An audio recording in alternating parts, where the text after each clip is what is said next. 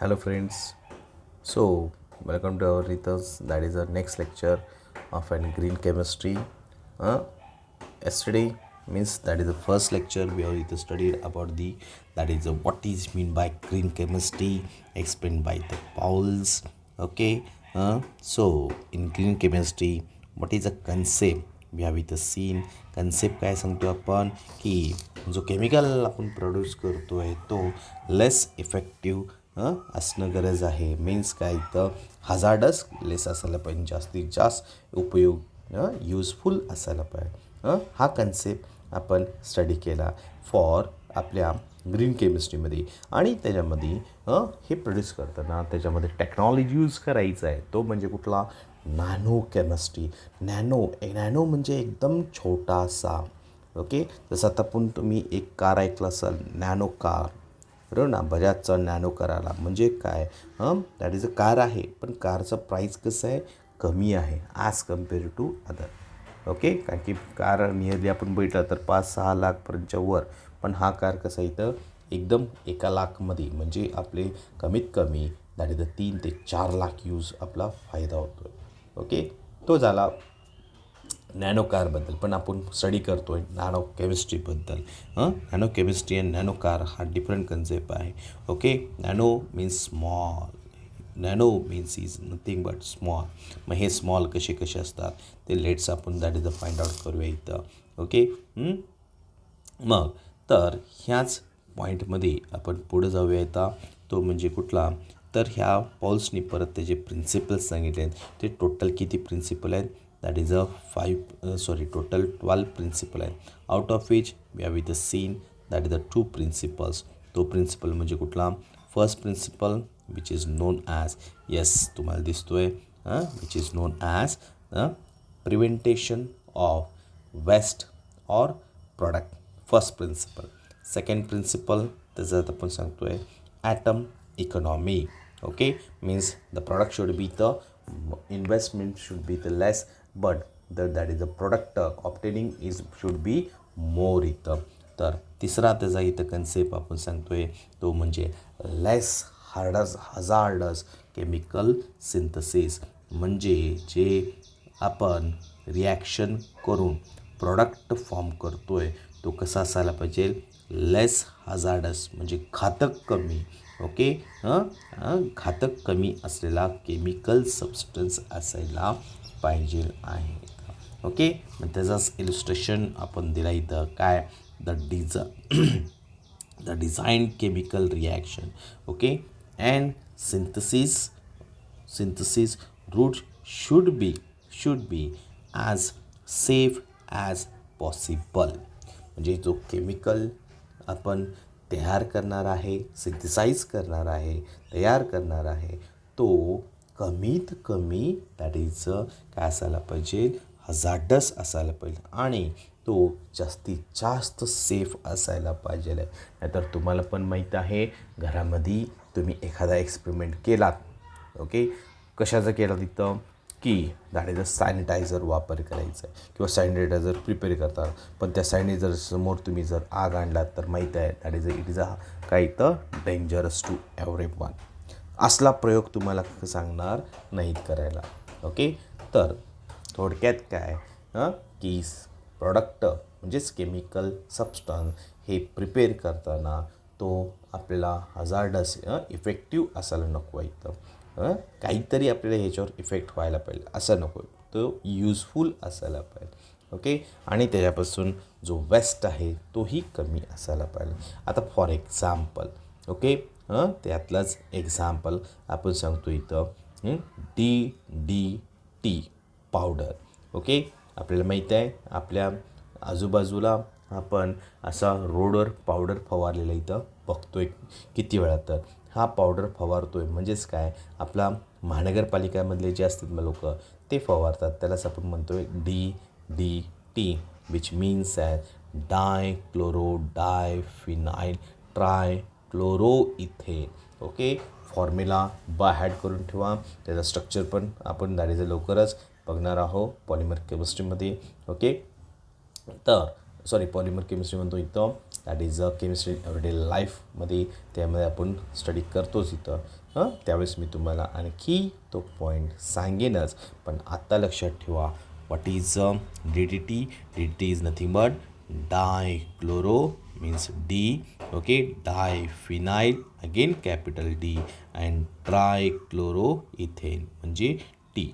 हे थोडक्यात आपण डी डी टीचा दॅट इज अ कन्सेप्ट सांगतो आहे. हा कशासाठी यूज करतो आहे तर रोडवर आपण फवारतो आपण म्हणलं इथं रोडवर आपण दॅट इज असं पांढरे पांढरे दॅट इज अ पावडरसारखं पडलेलं दिसतो आहे तो म्हणजे काय that is a D D tea powder असतो. कारण की आपल्या आजूबाजूला जर घाण ढास कीटक न असेल तर किडे झाले असतील तर ते मरून जाण्यासाठी आपण त्याचा यूज करतो आहे. बरोबर ना. म्हणजे हा युजफुल झाला. पण ते चुकून जर एखाद्या व्यक्तीने त्याला इथं दाढीचा स्पर्श करून आणि तोंडामध्ये गेला तर तो हजार्डस होऊ शकतो आहे. ओके. म्हणजे तुम्ही कंपाऊंड प्रिपेअर केलात तो युजफुल आहे पण सायमल्टेनियसली तो काय झाला थोडाफार तुम्हाला हार्मफुल पण इफेक्ट करतो इथं. ओके. म्हणजे हा झाला आपला इथं सेकंड पॉईंट. तुम्ही प्रिपेअर करा केमिकल कंपाऊंड प्रिपेअर करा पण it should be less hazardous for इथं ह्युमन बीइंग. ओके. न ते ह्याच्यामुळं आपण that is a policy principle follow करायला पाहिजे. केमिस्ट्री आहे म्हणजे केमिस्ट्री तुम्हाला जर आवडत असेल तर तुम्ही काय फार्मास्युटिक होत असाल तर तुम्हाला ह्या स्टेजेस जे आहेत जे प्रिन्सिपल आहेत हे प्रिन्सिपल्स तुम्हाला इथं माहीत असणे गरजेचं आहे इथं. ओके. सो नेक्स्ट पॉईंट त्याला जर आपण काय म्हणतो आहे designing that is a safer chemical. असा केमिकल दॅट इज अ तयार करा की तो काय असायला पाहिजे सेफर म्हणजे सेफ असायला पाहिजे.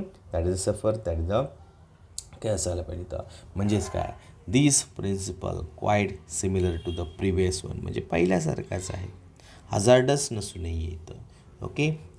पहिल्यासारखाच इथं सांगतो आहे to develop the product that are less toxic कमी that is a toxic which requires less toxic raw materials.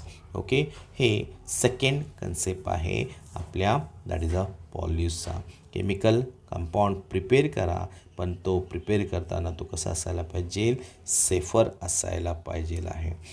अशा किती तर that is a chemical compound आपल्याला आहेत. आता फॉर एक्झाम्पल तुम्ही बघताय तो म्हणजे कुठला fairness cream. Okay. Fairness cream जे प्रॉडक्ट इथं दाढीचं प्रिपेअर करतात इथं त्याने म्हणतात इट इज यूज फॉर इथं फेअरेवर. मला तर असं कधी वाटलं नाही आहे. बघा एक काळा कुट्ट माणसाला तुम्ही दाढीचं फेअर अँड लवली लावा. ओके. एक अख्खं ट्यूब त्याला वापरा तो काही तरी पण गोरा होत नाही. पण त्या उलट त्याच्या स्किनवर रॅशेस येतात. ओके.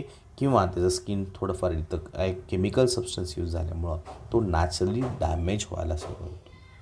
तर असे आपल्या आजूबाजूला पण इथं बघतो इथं टॅल्कम पावडर हे वापरा सेंटेड वापरा इथं. तर काय होतं तुम्हाला इथे गाडी जर तुम्ही चांगला तुमचा स्मेल येईल असं म्हणतात. बरोबर ना. पण त्याच्यामध्ये नंबर ऑफ केमिकल यूज करतात. ओरिजिनल टाल्क जो आपण क्रिस्टल बघतो आहे ते नुसतं यूज केलं तर तरी दॅट इज सफिशियंट आहे. पण जे मॅन्युफॅक्चरर आहेत ते काय करतात तिथं त्यामध्ये नंबर ऑफ केमिकल यूज करतात. तर हा असं नाही आहे. त्यानंतरनं तुम्ही बघता इथं दाढीचं डाईंग करायचा. केसांना डाय केलं तर केस चमकतात काळे भोर होतात असे काय काय इथं ॲडव्हर्टाईज असतात. मग त्या ॲडव्हर्टायझिंगमध्ये तुम्हाला माहीत नाही आहे कलरिंग करायचं म्हणजे डाय करायचा म्हणजे त्याच्यामध्ये यूज करतो आहे आपण ammonia which is hazardous for इथं दाढीचं आईज. ओके. म्हणजे आपल्याला डोळ्यांना तो धोकादायक आहे. डोळ्यांवर आपल्याला इथं इन्फेक्शन होऊ शकतो आहे किंवा आपला जो आयसाईट आहे म्हणजे बघण्याचा दाढीचा पॉईंट. ओके. डोळे लवकर खराब होतात आपल्याला इथं. पण हे आपल्या लोकांना माहीत नसतं. पण काय करतात समोरचा टी व्हीवर जो ॲडव्हर्टायझिंग दाखवतो आहे की दॅट इज तुम्ही ह्या डाय यूज केल्यामुळं तुमचे केस चांगले होतात लांब होतात. लांब तर कधी केस झालेच नाही आहे पण काळे तुमचे होतात शाईन होतात असे सांगतात. आणि तसल्या ॲडव्हर्टाईजला आपण काय करतो आहे थोडंफार दॅट इज आपण आहारी जातो आहे आणि जाऊन ते मार्केटमध्ये परचेस करतो आहे आणि यूज केल्यावर आपल्याला कळतं की वा शाईन आहे, पण ते यूज केल्यामुळं तो सगळा इफेक्ट होतो. ओके, आता फॉर एक्झाम्पल तुम्हाला पण माहीत असेल की आता माहीत असेल किंवा माहीत नसेल, पण जर माहीत असेल तर चांगली गोष्ट आहे, माहीत नसेल तर लक्षात ठेवा. हां, एखादा जर माणूस आजारी असेल आणि तो वारंवार विनाकारण किंवा वारंवार एकच गोळी टाईपचा कुठला खात असेल तर इन फ्युचरमध्ये इन फ्युचरमध्ये त्या माणसाला किडनीचा प्रॉब्लेम होतो आहे. And due to this problem in kidney it again affect the filtration of an that is a blood. Okay, त्यामुळं किडनी इन्फेक्शन होऊ शकतो आहे. किडनीला सूज येऊ शकतो आहे. सूज आला तर ॲटोमॅटिकली बॉडी आपला स्वेल होतो आहे, पसरतो इथं, आणि त्यामुळं काय होऊ शकतो इथं त्याला डायलासिस करायला पाहिजे, कारण की किडनी स्वच्छ नाही झाला तर त्याच्यामध्ये क्रिटिंग होऊ शकतो आहे, आणि क्रिटिंग झाला तर तो पूर्ण ब्लॉक होतो आहे, आणि आपला जो काय फिल्टरेशन प्रोसेस आहे तो थांबवून आपल्याला अजून काहीतरी दुसराच परिणाम होऊ शकतो बॉडीवर. ओके, सो अशा एक्झाम्पल्स आपण कितीतर आपल्या डेली लाईफमध्ये आहे. पण माणूस काय करतो आहे सध्याच्या ह्या आपल्याला लाईफमध्ये, तो सगळं सोडतो आहे आणि फक्त विचार करतो आहे तो म्हणजे काय की मी 10 पैशाचा किंवा 10 रुपयाचा 20 रुपये कसं करू, किंवा मी ॲटलिस्ट 100 रुपये दिवसाला किंवा तासामध्ये कसं कमवू हे विचारतो आहे. त्यामुळे ह्या सगळ्या कंपाऊंड्स आपण विसरतो आहे. आपण विसरून चालणार नाही आहे, because we are the chemical students, means that is a chemistry study करतो आहे आणि आपल्याला हे माहीत असायला पाहिजे आहे. तर ठीक आहे.